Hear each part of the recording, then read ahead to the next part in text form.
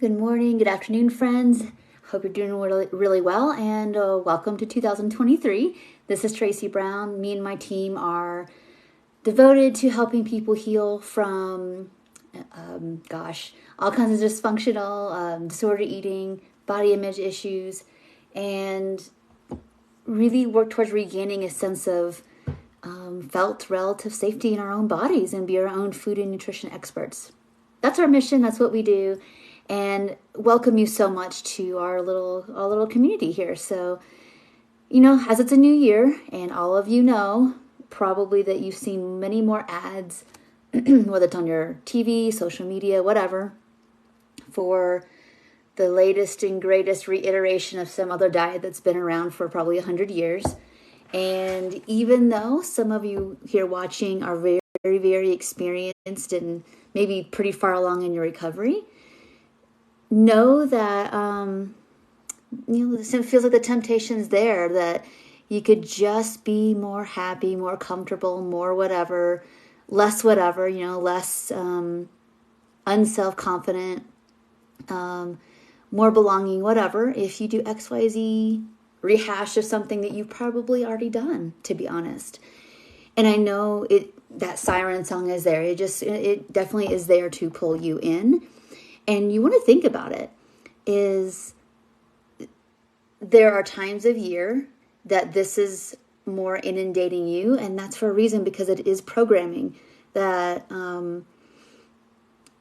these industries, entities need to get you as following in a line behind somebody else, as much as possible. So honestly, they can control your behavior, because if you're busy counting XYZ and doing whatever versus really tuning in to what is yours to be doing in terms of your own health and self-care, then, you can definitely be easily manipulated to do all kinds of other things too, if you are really, really busy trying to get a different body, right?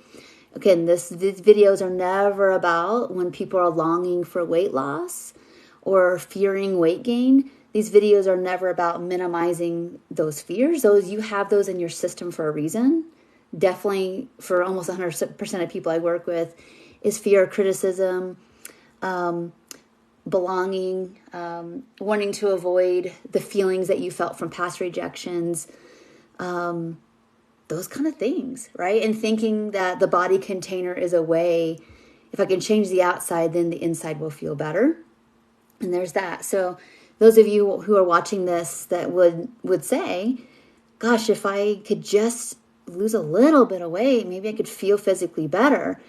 And, there's some things to decode about that. There are probably some circumstances where mobility would be easier, yet what makes us think, again, and then we know it's programming, what makes us think, again, that pursuing more physical comfort is going to be found or met with the same mechanisms that maybe got us in trouble in the first place.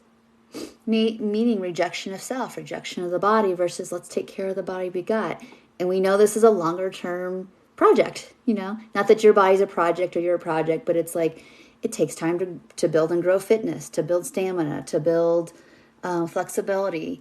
Sometimes it takes a long time if you're struggling with a situation, something that needs to heal, or an illness. Some things aren't going to go away, but we learn how to manage them without obsession.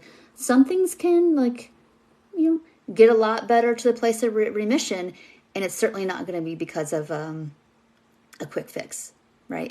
That's not reality of how body time works. Body time takes time to heal, and it goes much slower than our mental speed goes, basically. So if you're watching this and you're like, yeah, I know it's programming. It's this time of year. It's just one of the multiple times a year that I'm getting inundated with programming, to abandon my needs and to do what everybody else does to fit in and all that. You know it, but you still want it real bad. And I think it's really important to get curious. Like, what is the fantasy? about getting there versus the reality of what I've got to do to get there, right? And sometimes when I ask people that question, in sessions, it's like, well, you are an adult, and I'm not going to be an adult and trying to control you for sure. What would need to happen for you to change your body, possibly for a short-term health fix? Because there's no evidence that the way you're going to try to lose weight is going to long-term maintain your health. It'll be a short-term thing, but long-term, we don't have any evidence to support that. So what is it that you're going to need to do, and what do you have to give up? You have to give up free. There's always an exchange. There's always a sacrifice, right? If you try to improve, let's say, some mobility with, I'm not going to name the programs. I don't want to get myself in trouble, but we know them all. The ones that go real fast, or the chemical means of doing things, or the surgical means of doing things. We know that that'll happen quickly, and some changes will happen relatively quickly. And then what? There's an exchange for that fastness. And what we miss out on is the opportunity to heal these soul wounds. What we miss out is an opportunity to grow in strength and resiliency around being in this world that is really just out to take your mind. It's definitely a battle for your mind. And so I'm not here trying to, provide another glass of Kool-Aid for you. It's more about you getting really, really, really clear about what is weight loss. What am I believing that weight loss will do for me and get me? And what's the exchange for that? And have I already been there, done that? Or am I romanticizing that one more last thing is going to fix it?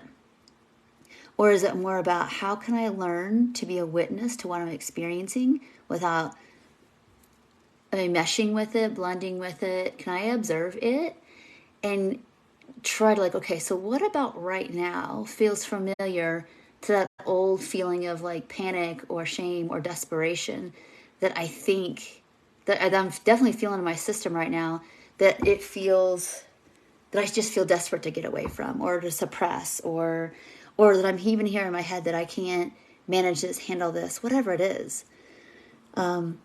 That's what you're going to get really, really clear about. All right. So I hope you enjoyed this video. I'm going to do a part 2 of it later this week, likely, probably Wednesday. And I would love to get your feedback and your comments below about what you're noticing that pull feels like, what you think you're going to get from it. Because again, I want us to be in 2023, just staking the ground here. It's I'm not going back to that, no matter how long it takes. If it takes me 2 years, 10 years to get to the place of I don't get triggered by this stuff anymore, it's worth that time. It's worth that fight, and it's worth, you're worth it. You're worth it to be able to have agency and be able to know and have this felt sense inside, yep, I know what's right for me. I know how to take care of myself. I know whom I belong with.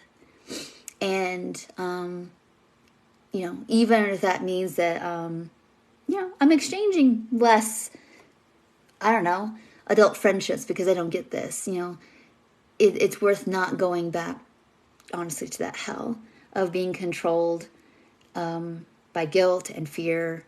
And that's not really living. That's surviving. It's not thriving. So thank you all so much for watching, and I will see you in the next video. Bye for now.